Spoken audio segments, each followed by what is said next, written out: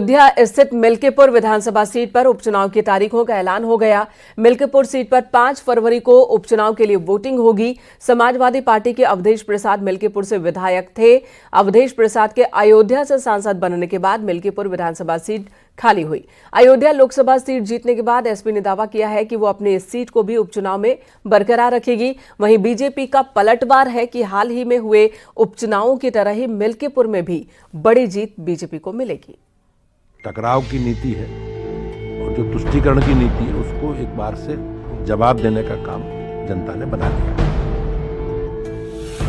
सबसे चर्चित अयोध्या स्थित मिल्कीपुर विधानसभा सीट पर उपचुनाव की तारीखों का ऐलान हो गया है।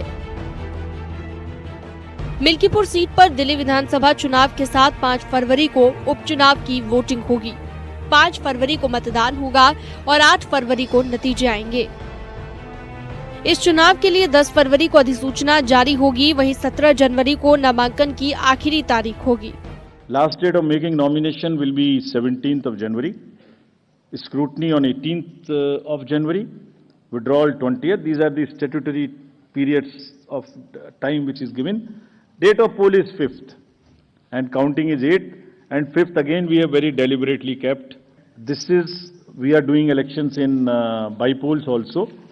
in मिल्कीपुर इन यूपी की 9 सीटों पर हुए उपचुनाव के बाद एक बार फिर से एसपी और बीजेपी में फाइट देखने को मिलेगी।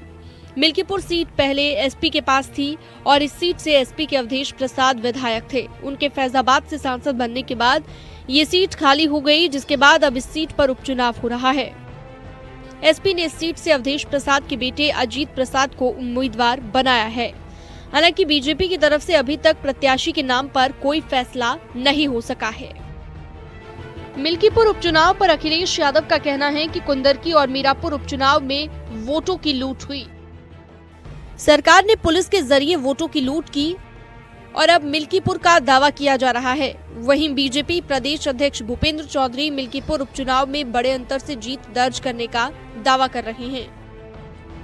कुंदरकी का जो वोट की लूट हुई, जो पुलिस प्रशासन के माध्यम से वोट पड़वाए गए, जो वीडियो निकले, तस्वीरें आई, उससे आम जनमानस जान गया कि इन्होंने चुनाव नहीं कराया, इन्होंने पुलिस के माध्यम से वोट लूटे हैं। और वही सरकार कह रही है कि अगर कुंदरकी जीत सकते हैं तो मिल्कीपुर क्यों नहीं। विधानसभा के उपचुनावों में लोगों ने उस भ्रम को निकाल फेंका है और उत्तर प्रदेश में भारतीय जनता पार्टी 9 में से 7 सीटें बड़े अंतर से जीती है। और इस बार भी निश्चित रूप से जनता ये दिखा देगी कि आज की जो स्थिति है, समाजवादी पार्टी की जो विभाजनकारी और टकराव की नीति है और जो तुष्टीकरण की नीति है, उसको एक बार से जवाब देने का काम जनता ने बना लिया। बीजेपी अपनी पूरी ताकत मिल्कीपुर में झोंक चुकी है। बीते 45 दिनों में सीएम योगी आदित्यनाथ अयोध्या के 15 दौरे कर मिल्कीपुर जीत की सियासी बिसात बिछा चुके हैं। अब 6 मंत्रियों को तैनात किया गया है। वहीं एसपी का कहना है कि सीएम योगी कितना भी दौरा कर लें, मिल्कीपुर की जनता ने मन बना लिया है। उपचुनाव भारतीय जनता पार्टी जीतने जा रही है। जनता का आशीर्वाद, जनता का समर्थन, सर्व समाज का झुकाव भारतीय जनता पार्टी के साथ है और आप देखेंगे भारतीय जनता पार्टी मिल्कीपुर उपचुनाव एक तरफा जीतेगी। हमारी भी और मेरे बेटे का और तमाम लोग एक दूसरे को बधाई दे रहे हैं।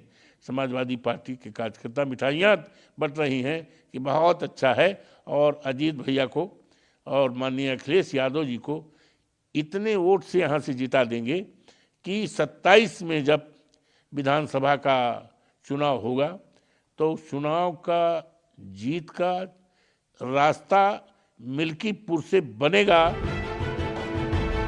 अयोध्या वाली सीट पर लोकसभा चुनाव में बीजेपी को एसपी के अवधेश प्रसाद के हाथों हार का सामना करना पड़ा था, जिसके बाद अब मिल्कीपुर सीट बीजेपी के लिए नाक का सवाल बनी हुई है। एसपी को हराकर बीजेपी ये संदेश देना चाहती है कि अयोध्या की जनता अब भी उनके साथ है और पार्टी की पकड़ जमीन पर कमजोर नहीं हुई है। न्यूज़ 18 के लिए ब्यूरो रिपोर्ट।